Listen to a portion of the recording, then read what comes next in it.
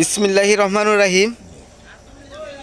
আমরা আজকে আল্লাহদান প্রতিষ্ঠানের পক্ষ থেকে এই পাগলকে একটি মাছ উপহার দিচ্ছি। আসলে এই রমজান মাসে আমরা যদি একটু লক্ষ্য করি, অনেক মানুষ না খেয়ে থাকে, ঘরে বাজার থাকে না, যার যার জায়গার থেকে যেইটুকু পারি তাদের দিকে যেন একটু দৃষ্টি দেই। আসলে তারাও তো মানুষ, তারাও তো আল্লাহর বান্দা। তারা আসলে কি খাচ্ছে? শুধু নিজেই বিভিন্ন জাতের খাবার, বিভিন্ন জাতের খেজুর নিয়ে আসলাম নিজে খাওয়ার জন্য। এই দিকে একটু চিন্তা মনে করা উচিত। আসলে তারা তো মানুষ, তাদের ঘরে খাবার আছে কি না। আল্লাহ সুবহানাহু ওয়া তাআলা, রাসূল পাক সাল্লাল্লাহু আলাইহি সাল্লাম বলছেন, আসলে তোমার প্রতিবেশী খবর নাও, প্রতিবেশী কি খেয়েছে, তাহলেই তুমি কামিয়াবান। এই জন্য আসলে আমরা এদিকে একটু প্রতিবেশী যারা আছে, আশেপাশে যারা, তাদের জন্য একটু খোঁজখবর নিতে পারি। মামু, এই যে তোমাকে আল্লাহদান প্রতিষ্ঠানের পক্ষ থেকে একটা মাছ উপহার দেওয়া হয়েছে, তুমি কি অনেক খুশি? আমি অনেক খুশি বলতে বাবা, আল্লাহ তাআলা বলেছেন দানে মনের মকসুদ পুরা হয়, দানে বালা মুসিবত কাটে।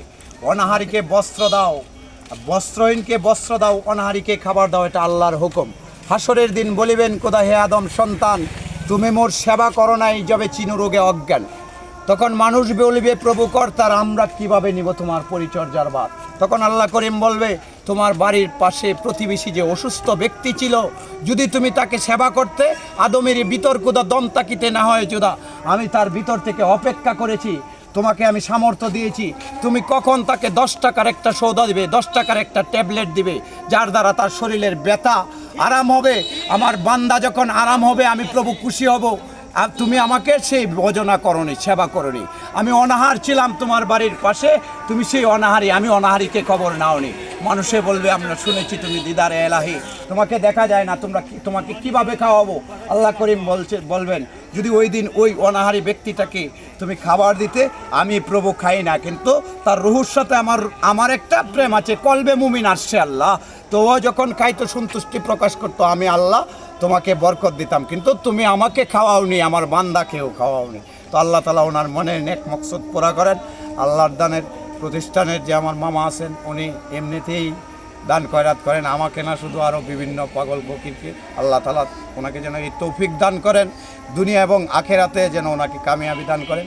আমি এই দোয়া করি আমার মামার জন্য। কেউ মন্তব্য করবেন না, আসলে লোক দেখানো জন্য আমরা আসলে এই ভিডিওটা করি নাই। এটা একমাত্র ভিডিওটা করেছি আমরা মানুষ যেন উৎসাহিত হয়, এরকম কাজে যেন আমরা উৎসাহ পাই, একে অন্যজনের কাছে উপকার করতে পারি। আমাদের উদ্দেশ্য মূলত এটাই। এখানে বাজান আমার এক মিনিট কথা আছে, মানুষ জ্ঞানী গুণীজন, আপনারাও জ্ঞানী গুণীজন। এখন দেখা যাচ্ছে সমাজে সুদ নিয়ে, সুদের পাল্লা নিয়ে, অমুক সলিমুদ্দি ভাই 70 লক্ষ টাকা সুদ লাগাইছে, আমি এই তারিখে 75 লক্ষ লাগাবো, প্রতিযোগিতা চলছে। তো উনি আমার মামা, উনি দান করছে। বাবা, আল্লাহ তাআলা কোরআনে বলেছেন, তোমরা সৎ কাজে প্রতিযোগিতা করো, এটা নিয়ে হেয় প্রহার কিছু নাই।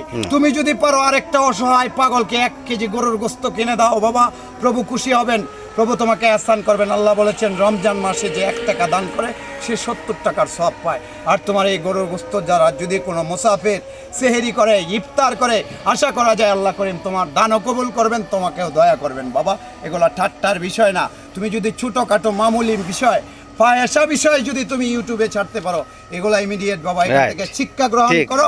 এবং যে যার জায়গা থেকে ঈদুল ফিতর রোজা হচ্ছে বাবা আত্মসাধনা, তুমি তোমার আত্মাটাকে সাধনা করো। কিভাবে অসহায় একটা মানুষ বছরকে বছর 3 বেলার মধ্যে 1 বেলা খায়া থাকছে, তুমি শিক্ষা নেও এবং এরকম প্রতিবেশীদের মাঝে তুমি কি করো, দান খয়রাত করো। তো এই দান থেকে মানুষ তোমরা শিক্ষা গ্রহণ করো বাবা। এটা হচ্ছে ন্যায়ের পথে আল্লাহ বলেছেন তোমরা কি করো, প্রতিযোগিতা করো। তো বাবারা অ্যাঙ্কার না কইরা, আমার বাবার যতটুকু তৌফিকে ধরেছে, উনি সদা সর্বদা পাকল পুকুরের জন্য চেষ্টা করেন। আপনারা বাবারা যে যার জায়গা থেকে, অবস্থান থেকে আল্লাহর রাস্তায় সহি পরিমাণ, অল্প পরিমাণ, আল্লাহ বলেছেন ইন্নামাল আমালু বিন্নিয়াত, তুমি যদি সহি নিয়তে অল্প দান করো, এটাই বহুত পরিমাণ সওয়াব হবে বাবা। আমার মনে হয় দানটা কি ছিল, নিয়ত সহি ছিল বাবা। আমি এদিক দিয়ে চলে যাওয়ার সময় মামা বলছে, পাগলা কই দেয়, বলছে বাবা মাছ নিবো, সেহেরি খাবো। তো মামা বলছে যাওয়ার দরকার নেই, আমি তোকে মাছ দেবো কি। তো বাবা এই বিষয়টা হচ্ছে, এখান থেকে আপনারা কি করেন, এখান থেকে আপনারা শিক্ষা গ্রহণ করেন। আপনি আত্মসাধনা করছেন, যদি আত্মসাধনা করেন তো অন্যের গরিবের কাছে আপনি বিলিয়ে দেন। আর যদি আপনি শুধু উপবাস থাকেন, চোখ, হাত, পা কর্ণ নাসিকা আত্মার রোজা আপনি না রাখতে পারলে উপবাসী থাকার দরকার নাই আব্বা। আল্লাহ বলেছে তোমরা সাধনা করো।